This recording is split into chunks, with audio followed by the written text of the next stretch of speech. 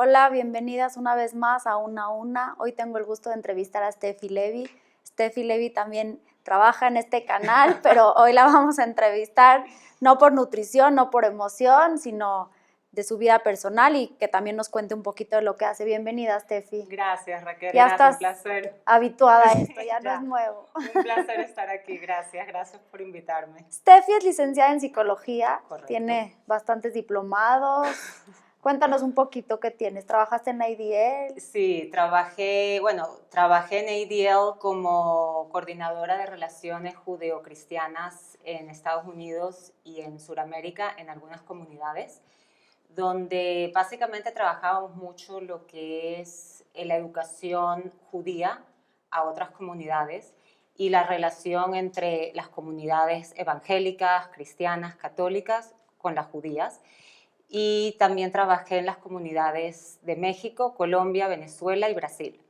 Entonces trabajábamos mucho eso, trabajábamos la tolerancia, enseñábamos mucho sobre el Holocausto, sobre lo que es la historia judía, un poco para darles información y que no sea información errada, sino en verdad la correcta, porque impresionantemente aún en nuestra era se oían cosas que tú decías, me pasaba que con algunos padres que me decían, sí, pero ¿verdad que ustedes beben sangre o tienen cola Sí, o los cosas cuernos? Y yo oía esas cosas y era, ¿en verdad? Y se lo creían y en verdad era por falta de educación. Fue lo que les enseñaron desde que eran chiquitos. Entonces hacíamos mucho eso, trabajábamos mucho en escuelas, donde trabajábamos también mucho es la tolerancia general, donde somos diferentes, tenemos que respetarnos y aceptarnos tal y como somos. Y te ayudó mucho haber estudiado psicología también Muchísimo, aparte. muchísimo. O sea, yo llegué a Nueva York después de haber terminado un año de seminario en Israel. Vamos a empezar mejor desde el principio. ¿Dónde naciste? Nací en Venezuela. Mis padres son marroquíes y a los 11 años mi papá falleció y mi hermana ya casada vivía en Israel y yo era ya muy ortodoxa y en ese momento la comunidad venezolana no había tanta religión.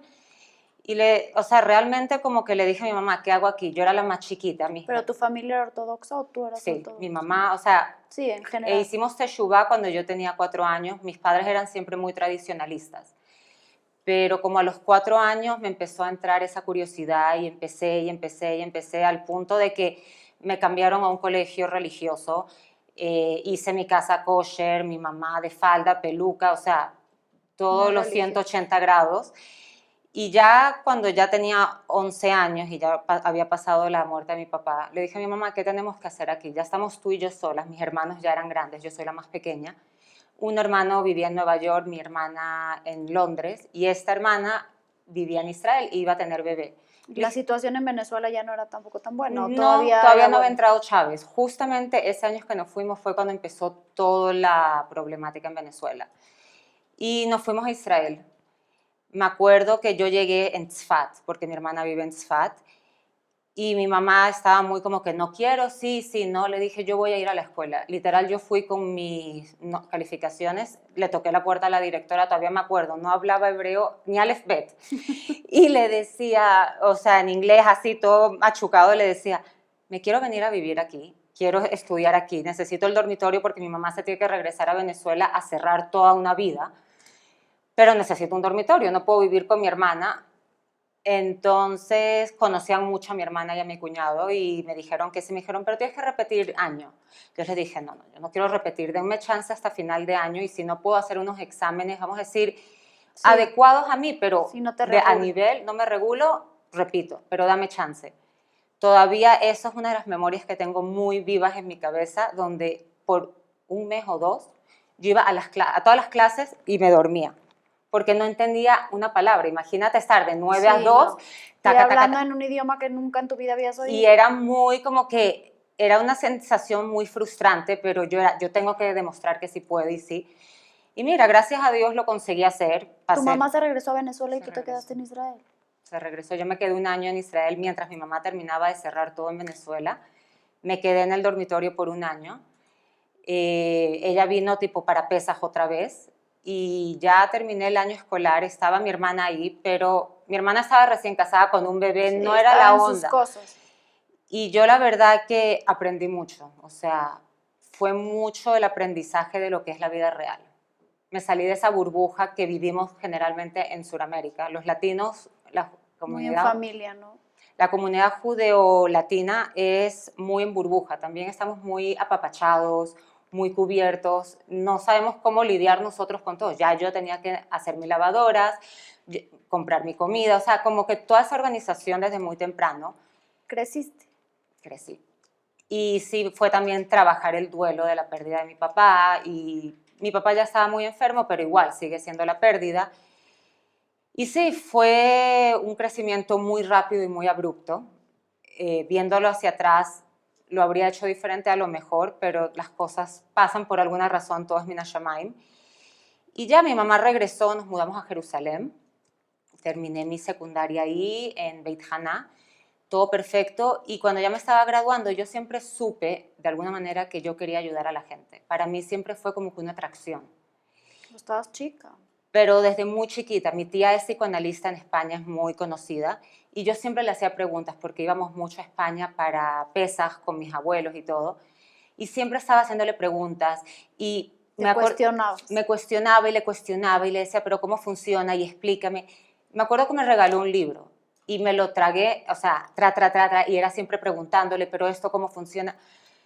Y siempre como que supe que ese era mi llamado. Cuando estoy terminando la prepa, mi hermano me dice, ¿por qué no te vienes a Nueva York a estudiar? En Israel no me sentía como que estudiar, no sé, como que todavía no me hallaba. Y mi mamá me dice, no, a una universidad normal no estás preparada, o sea, yo venía de una yeshiva, era muy difícil. Seguían siendo ortodoxos. Sí, y nunca dejé la ortodoxia, la verdad. Y vine y me dijo, vete a Yeshiva University.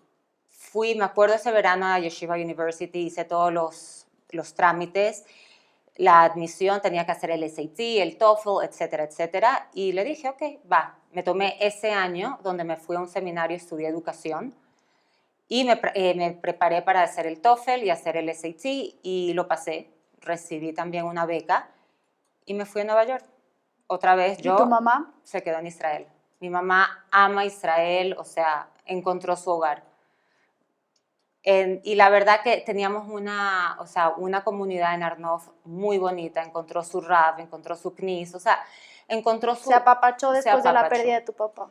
Y la verdad que no la iba a arrebatar de ahí. Y ella no se quería ir y ya yo estaba en otra etapa en mi vida. Y me fui a Yeshiva University, estudié psicología ahí con un minor en mercadotecnia. Me encantó, tuve muchas experiencias de conocer a gente de diferentes partes del mundo, de Marruecos, de España, de todas partes. Y también fue otro tipo de crecimiento, porque en Nueva York o creces y le echas para adelante o te quedas estancado. Terminé la Yeshiva University y después dije, ok, tengo que seguir estudiando. Con una licenciatura en Estados Unidos no es nada, es como que no hubieses estudiado. Y apliqué para Columbia University e hice mi máster. Y mientras estaba haciendo mi máster fue que entré a ADL.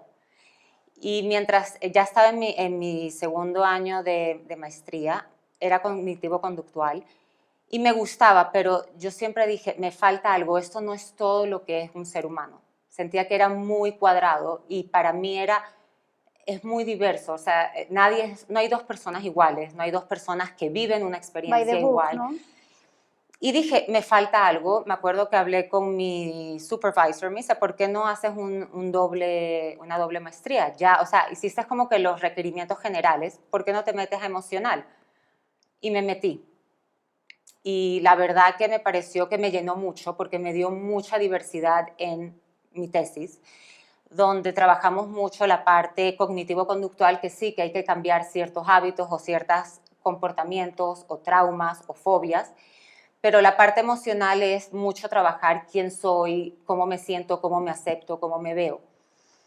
Y trabajé en ADL, me encantó, me pareció, o sea, una experiencia espectacular, o sea, de ensueño, porque era estar expuesta también a la ONU, estar expuesta a un mundo, o sea... Sí, eran otras ligas, ¿no? Como que ya no... Y yo era la chiquita, o sea... no era la universidad, ya son... Y me veían como la niña, porque yo era realmente la bebé de la oficina. Y yo me iba a Washington o me iba a Houston y tenía que ir y era como que, eres tú. Y yo era, sí, soy yo, hola. Y como hablaba español, hebreo, inglés, o sea, tenía los idiomas, me ayudó mucho.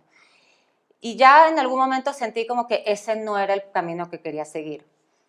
Y me fui a Park East Avenue, una escuela donde empecé a ser la terapeuta y trabajé también como maestra y abrí mi consultorio.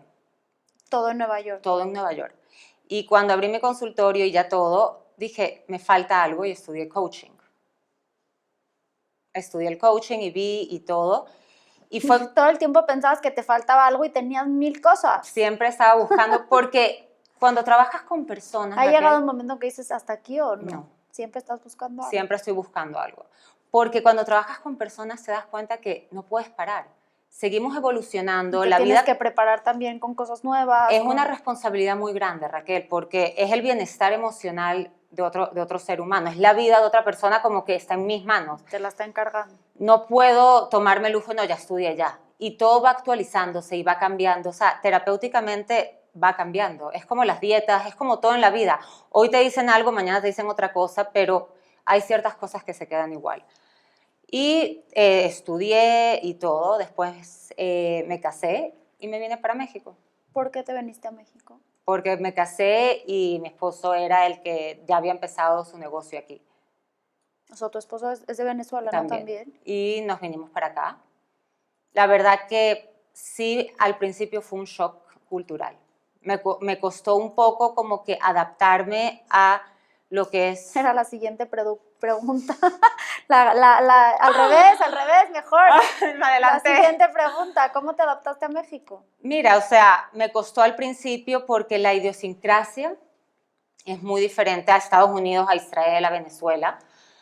Y algo que aprendí es que la comunidad Jalab en México nunca ha tenido que recibir a nadie. Siempre han crecido, o sea, generacionalmente, donde abuela, tía, bisabuelo, hijos se quedan juntos. Entonces es como que el núcleo familiar... Una burbuja. Y se casa con otra burbuja y como que esas dos burbujas se unen, pero se siguen quedando en burbujas. Entonces es como que vivir en muchas burbujas. Y como que de repente era, ok, ¿dónde entro yo? Te sentiste como un intruso. Era como que trataba y no entraba, y sí, pero no. Y era como que, ¿dónde estoy? ¿Qué estoy haciendo aquí? Y era muy solo. ¿Y no te pasó en Israel ni en Nueva York? Porque No. ahí como que cada quien está en su... Todo el mundo venía solo, entonces yo también hacía muchos eventos para los judíos latinos en Estados Unidos, porque todos veníamos solos. Y yo siempre decía, ¿y cómo se van a conocer? ¿Y cómo vas a conocer a una pareja? O sea, y no Barbinam, no que no sea judío, lo que sea. Y entonces empezamos a crear eso que era Judíos Latinos. Entonces hacíamos eventos sociales, eventos culturales, hacíamos muchos Shabbatots. Hacíamos muchos eventos como para que fueran de Uruguay, de Venezuela, de Argentina, de Brasil, de Colombia, pero como que todos, y si tú vienes, vente, y si tienes un amigo, ven. Y era muy interesante, o sea, fue muy enriquecedor. Y llegaste a México y, digo, tenemos nuestras ventajas y desventajas que después te las voy a preguntar, pero un poco hostil, ¿no? Sí, o sea, al principio se sintió hostil, pero al pasar los años y al entender, ¿sabes qué? Como mamá hoy, que tengo, gracias a Dios, dos hijos. La forma de proteger. Es mi forma de decir, mis hijos están protegidos. O sea, mis hijos pertenecen aquí y sé que el día de mañana, si se quedan aquí y nos toca que se casen aquí, sé con quién, cómo, por lo menos en algunos aspectos. Entonces, en ese aspecto me quedé muy tranquila, pero profesionalmente me sentía muy estancada. Yo era una persona que desde los 11, 12 años he sido muy independiente, muy buscando lo que yo quiero, sin temer que no es desconocido, es un país nuevo. No fue nunca un obstáculo para mí. Y aquí era como que no le entraba y me sentía muy frustrada, muy perdida. Y aparte tuviste a tus hijos en el Inter, ¿no? Tuve a mis hijos en el Inter, fue un proceso también un poco rocoso, pero gracias a Dios, a mi hijo, todo perfecto, mi hija. Y sí, o sea, mi sueño siempre fue ser mamá, pero era como que me perdí. Me sentí como que yo, Stephanie, estaba perdida. Y me faltaba y estaba buscando y no sabía. Y empecé a dar clases. Justamente cuando llegué en la Maguen David hubo un issue en el colegio de Toldot. No sé cómo encontraron mi currículum, me llamaron. Stephanie, necesitamos a alguien que mientras solucionamos este problema de las horas frontales a prepa y a secundaria, de todas las horas de Toldot. Estamos hablando casi de 60 horas frontales. Todo secundaria, toda prepa. sí fue muy difícil porque fue batallar mucho con la idiosincrasia, con la escuela, todos porque no veían como que el estudio judaico como algo importante, algo necesario. Entonces fue mucho shock con la directora, más que nada. Y ya yo justamente quedé embarazada y dije, o sea, yo no necesito esto, no es lo que yo quiero. Entonces me fui. Les dije, ¿saben qué? No es Sorry, para pero mí. no. Y empecé a dar clases de inglés a niños particularmente, me encantaba, porque también trabajo con niños. Pero decía, ok, pero No es lo que yo no es lo mío. estudié, no es para lo que me preparé. No soy yo, no soy yo. Y seguí buscando. Y en el Inter conocí a mi socia, Linda. Y no sé, o sea, yo digo que es Mina Shamaim porque la vi y dije, ella es alguien que tengo que hacer algo con ella. Su energía, su forma de ser era quiero, pero ella estaba en otro proyecto. Pero como que siempre entraba, o sea, como que tocaba la puerta, era quiero hacer algo, pero no sabía qué. Y volvía y pasaba un tiempo. Y así pasó hasta que hace 1 año y medio empezamos lo que es Flow Nutriemoción, donde trabajamos todo lo que es nutrición y emoción. Y es como que por primera vez después de mucho tiempo que me encontré. ¿Qué es Flow Nutriemoción? Para los que no saben, digo, Flow Nutriemoción es donde trabajamos toda la parte alimenticia. Linda es nutrióloga y yo trabajo toda la parte emocional porque al final del día está conectado. Si comes de más o comes poco, de cómo te sientes. Así comes una lechuga, te sientes mal. Te puedes comer una hamburguesa y estar bien. Sino es encontrar esa o sea, nosotros lo vemos como un triángulo porque somos seres físicos, emocional, mental y espiritual. Y si no estamos, vamos a decir, controlando estos 3 puntos y teniendo, vamos a decir, la atención y la intención en cada uno de ellos, por algún lado se nos va a salir la vida. Si es por problemas de peso, si es problemas emocionales, si es problemas a lo mejor conexión con esa parte esotérica, la Torá, o con relaciones interpersonales. Y entonces eso es lo que es Flow Nutrimoción, trabajar esos 3 puntos donde nutrimos, te enseñamos a nutrir tu mente, nutrir tu emoción, tu alma y tu cuerpo. y ahora sí sientes que estás en el lugar que tenías que estar Me encontré. después de algunos años. Algunos años lo encontré con alguien maravilloso que, o sea, aparte de socia, es una amiga, es una o sea, realmente es ir en esta aventura no sola, con Y alguien. en México, ¿cómo te sientes en México? México me siento, mis hijos están felices, es su hogar, entonces ahora ya no soy yo, ahora yo soy mamá donde mientras estoy siendo su mamá, donde les estoy dando, vamos a decir, esa educación y esa estabilidad, porque este es su hogar, es lo que ellos conocen, no me pierdo yo. Entonces, sí estoy en México, me gusta México, solo Dios sabe que nos después de todos los lugares que has ido ya. nos depara la vida, pero por ahora México es mi hogar, es el hogar de mis hijos y es donde estamos creando Flow Nutrimoción y gracias a Dios la comunidad sí me ha recibido y sí ha sido una comunidad que he aprendido mucho de ella. Es una comunidad que tiene muchas, o sea, cosas que aprender, tienen mucho gesed, tienen mucha unión intercomunitaria, que también eso es algo que en Estados Unidos no lo hay por la falta de burbujas. Entonces, estas burbujas tienen sus pros y sus cons. Entonces, tomo la decisión día a día de ver lo bueno que tiene, porque todos tenemos el lado, vamos a decir, negativo en nuestra vida, pero tiene mucho positivo. Y eres una extranjera en México, pero te volviste ya de la casa, porque como dices, tus hijos son mexicanos. Sí, llevo 10 años en México ya. Tus hijos son mexicanos, te adaptaste, creciste, creaste tu familia y ya México se hizo tu hogar. Hechos en México, mis hijos son mexicanos. ¿Y tu mamá? Mi mamá vino por una temporada y está ahora en México, pero ya cuando toda esta situación de COVID se regresa a Israel. Me dice, me encanta, pero tú estás bien aquí, no es que me necesitas. Le dije, si eso te ayuda, no te necesito, sí te quiero aquí, pero tiene un punto válido. Me dice, ya estoy grande, quiero poder estar en Israel. Y la entiendo, o sea, es su hogar, ella ya no tiene que ver por nosotros, ya estamos grandes y ya nosotros estamos viendo por nuestros hijos.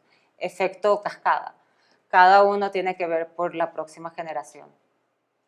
Entonces, sí, por más que me duele, sí iba a regresar a Israel, pero tengo a mi mamá en Israel, entonces tengo una excusa para visitar. Claro, 100%, ya tienes excusas para viajar. Eso es a lo todos lados, a Nueva York a ver a tu hermano, Londres, a Venezuela no. A Venezuela no tengo familia en Venezuela. Igual la situación no. No, pero tengo en Israel, tengo en Londres, tengo en Nueva York, tengo familia en España, o sea, por viajar no tengo dónde quedarme. Entonces, eso es lo positivo de tener a la familia esparcida por todo el mundo. Claro, y también tienen a dónde venir cuando vengan a México. Exactamente. México. Pues la verdad, impresionante, Steffi, la verdad. Sí, es gracias. como una búsqueda de ti misma, pero te has encontrado todas las veces. Sí. O sea, eso es lo que más me ha impresionado de ti, porque buscas, pero siempre encuentras y luego sigues buscando y sigues buscando. O sea, no es que no te hallas, pero siempre quieres más.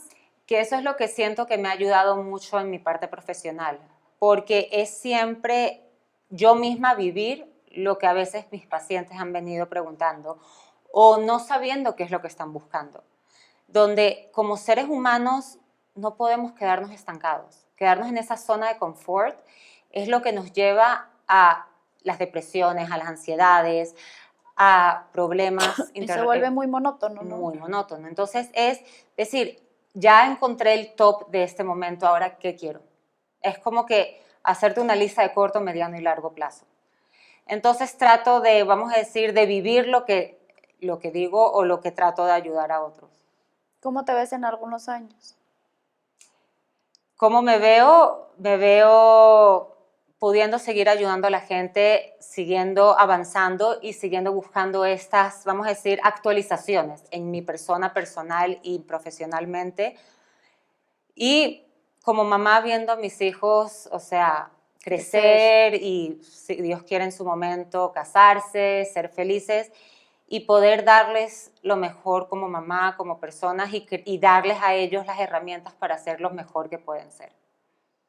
Pues muchas felicidades y muchas gracias por venir. Raquel. Gracias, Raquel, por mostrarnos este tiempo. Un poco de no Steffi la psicóloga, sino Steffi la persona, la mujer. Aquí andamos, sí, creciendo y tratando de dar lo mejor de nosotras cada día y usando cada obstáculo o cada, vamos a decir, tropiezo como impulso para poder seguir. 100% bienvenida. Gracias, y cuando Raquel. quieras otra vez es un gusto. Gracias, Raquel, por este tiempo, un placer. Gracias. Gracias. Gracias.